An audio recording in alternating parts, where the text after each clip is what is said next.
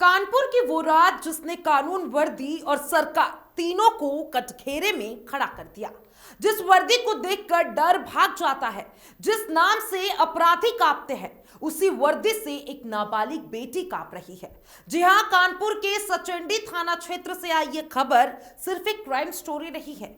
यह उस भरोसे का पोस्टमार्टम है जो आम आदमी ने पुलिस प्रशासन और बेटी बचाओ बेटी पढ़ाओ जैसे अभियानों पर किया था। ये कहानी है एक बेटी की, एक टूटी हुई मां की, एक बेबस पिता की और एक ऐसे सिस्टम की जो अपराध रोकने की जगह अपराध का हिस्सा बन गया। वो रात जो जिंदगी भर का डर बन गई। जी हां, रविवार की रात थी, करीब 10 बज रहे थे। एक नाबालिग लड़की जिसकी उम्र अभी सपनों की होनी चाहिए थी, घर से सिर्फ एक सामान्य जरूरत के लिए बाहर निकली। ना कोई डर था, ना कोई अंदेशा, क्योंकि उसे सिखाया गया था पुलिस है तो सब सुरक्षित है। लेकिन उसी भरोसे के बीच एक स्कॉर्पियो गाड़ी उसके पास आकर रुकती है। अगले कुछ सेकंड में उसकी दुनिया पूरी तरीके से उलट जाती है। दो लोग, जिसमें एक कानून की रखवाली करने वाला दरोगा बताया जा रहा है, उसे जबरन गाड़ी में खींच लेते हैं। चीखने की कोशिश होती है, मदद की गुहार लगाई जाती है, लेकिन गाड़ी के बंद शीशे उसकी आवाज को दबाकर मार देते हैं। जहां कानून होना चाहिए था, वहीं कानून कुचला गया। आरोप है कि भीमसेन चौकी प्रभारी दरोगा अमित मौर्य और उसके साथ मौजूद एक कथित पत्रकार उसी स्कॉर्पियो में करीब 2 घंटे तक नाबालिग बच्चे के साथ सामूहिक दुष्कर्म करते नजर आए। रेलवे ट्रैक के पास एक सुनसान जगह, जहां ना कोई कैमरा था और ना कोई गवाह, ना कोई इंसाफ। सोचिए, जिस दरोगा को महिलाओं की सुरक्षा का जिम्मा दिया गया था, वही दरोगा एक बच्चे की इज्जत लूट रहा था। यही है वो पल जहां रक्षक पूरी तरीके से भक्षक बन गया। आधी रात और फेंक दिया गया टूटा हुआ बचपन। देखिए, घटना के बाद आरोपी बच्ची को आधी रात के वक्त घर के पास छोड़कर फरार हो जाते हैं। शरीर दर्द से कर रहा था, आत्मा अंदर से टूट चुकी थी और भरोसा पूरी तरीके से खत्म हो चुका था। किसी तरह वह घर पहुंचती है, मां की गोद में गिरकर सब बता देती है।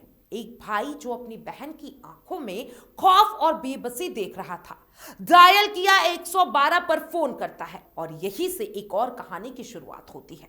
जी हां, सिस्टम के सुस्ती की कहानी।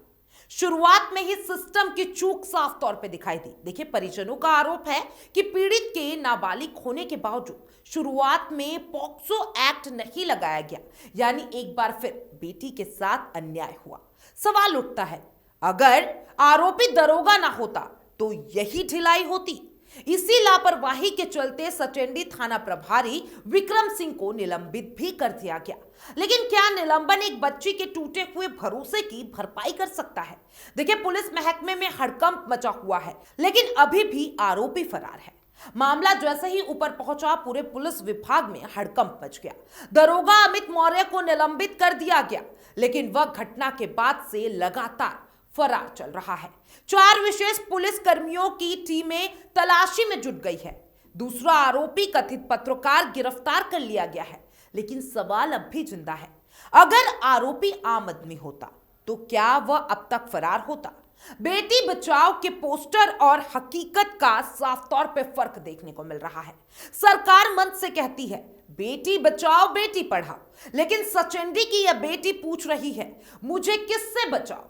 उसी पुलिस से जिसने मेरी हिफाजत करनी थी, उसी सिस्टम से जिसे मेरी आवाज बनना था, या उस समाज से जो हर बार कुछ दिनों के शोर के बाद चुप हो जाता है।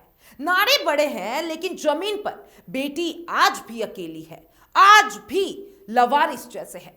माँ बाप का दर्द कोई आंकड़ों में नहीं दिखाया जा सकता। सोचिए उस मां के बारे में जिसने बेटी को यह सिखाया होगा कि पुलिस अंकल से मत डरना, वो तुम्हारी मदद करेंगे। आज वही मां कैसे समझाएगी अपनी बेटी को कि गलती उसकी नहीं थी?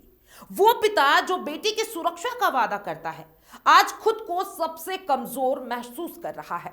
उसका दर्द किसी रिपोर्ट में नहीं दिखाया जा सकता, उसका रोना किसी सरकारी आंकड़ों में नहीं गिना जा सकता। वर्दी पर सवाल है, सिस्टम कटघरे में है। यह मामला सिर्फ एक अपराध का नहीं है, यह सवाल वर्दी की जवाबदेही का है। अगर वर्दीधारी ही अपराधी बन जाए तो क्या आम आदमी किसके पास जाएगा? और जब आरोपी खुद सिस्टम का हिस्सा हो तो न्याय कितना निष्पक्ष रहेगा। पुलिस कमिश्नर का बयान और जनता की उम्मीद। कानपुर पुलिस आयुक्त रघुबीर लाल ने कहा है, आरोपी पुलिसकर्मी को जल्द गिरफ्तार कर जेल भेजा जाएगा। नाबालिग से जुड़े मामले में किसी भी स्तर पर लापरवाही बर्दाश्त नहीं की जाएगी। बयान मजबूत है, लेकिन देश पूछ रहा है, क्या कार्रवाई भी उतनी ही मजबूत होगी? यह सिर्फ कानपुर की बेटी ही नहीं, यह मामला सिर्फ सचेंडी का नहीं, सिर्फ कानपुर का नहीं, यह पूरे देश के लिए एक चेतावनी है। जब तक दोषियों को सख्त सजा, पुलिस सिस्टम में जवाबदेही और पीड़ित को इंसाफ और सम्मान नहीं मिलेगा, तब तक बेटी बचाओ सिर्फ एक सरकारी स्लोगन बनकर ही रह जाएगा। अब देखिए एक अंतिम सवाल, आज ये बेटी खामोश है, लेकिन उसका सवाल हम सब से है, क्या वाकई बेटियां सुरक्षित है?